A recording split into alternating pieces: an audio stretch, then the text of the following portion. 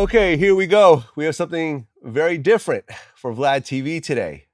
We have Michael Dowd, who is considered one of New York's dirtiest cops. Welcome to Vlad TV. Happy to be here. Well, this is our first time sitting down together, so I want to start in the beginning. So, you grew up in Long Island. That's right. Brentwood. They call it Brentwood, but yeah. Brentwood. Yeah. Okay. You were the third of 7 kids, Yes. and you grew up Irish Catholic.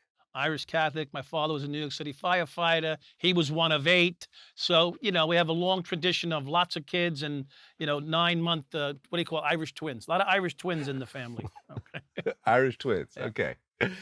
So, growing up in this type of family, your dad being a firefighter, is that what kind of led you into joining the police force? So, that's a nice segue. No one's ever asked me that specifically in the 1,000 interviews I've done. So my dad didn't lead me into the police force. They begged for me to be a lawyer, a doctor, or an accountant. Okay, so like back in the day when I was coming up, every parent wanted their child to be at least one step above what they were, right? So dad was a civil servant. We lived a difficult life, but we had so many kids, we didn't know how tough life was. But for them, it was paycheck to paycheck, right? Dad worked 3 jobs. So he wanted his son, the charmed one, me, to do more and hoped, So I went off to college, like most, guys did then. I did my 2 years in college and I realized this might not be for me. The accountant in me wasn't really shining.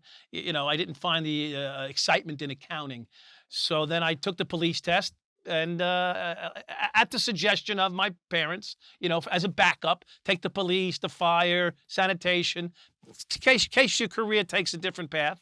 And I ended up making a decision to leave college and join the NYPD in 1982 with 3,800 other people that year. Okay, so you joined the police academy in 1982. Right. And part of the training in police academy is called integrity training. Oh, yeah, sure. Okay, so tell me how serious integrity training was when you were going through that. So, you fast forward to integrity training because in the beginning, that's not the first thing they teach you. They give you a little information and you start learning how to be a police officer. You learn the rules and regulations. And then at some point, they bring in internal affairs. And so back then, when we were trained in it, I think they showed you a film or two of a guy like me who got jammed up, and they put him on TV, and they see how sad his life turned out to be because he went bad, And then you go look at him, and you go, well, okay, we're never gonna do that, right? Because you're young, you're altruistic, you're in the academy. You're not there to do crime. You're there to be a police officer.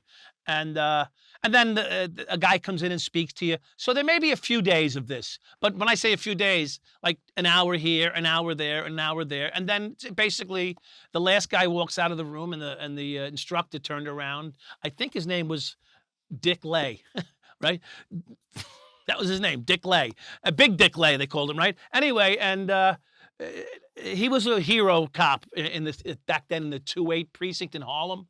And so he had a lot of street knowledge and experience. And back in the 70s, probably going through Harlem in the 60s and 70s, you probably had a pretty good idea about how to work the street. Anyway, so he walks out the door, the internal affairs guy, and he said, now, there's 2 ways you can go. You can go the way of them, or you can go the way of everybody else. So, and that means cover your ass, and you won't need to deal with internal affairs. So the cover your ass part of it is the thing that I think we're still fighting about today, right? In today's police world, cover your ass. Right. Means have an answer, Except the cameras sort of change things. You're basically talking about the blue wall of silence. Correct. In a way, right? Yeah. Right. Which basically means that if another cop does something wrong, you shouldn't say anything. You should cover your coworker. You should be covered. You should be covered. Yeah. And in covering yourself, generally you'll cover them, right? Because if I didn't see anything wrong, then who's to say it was wrong, right?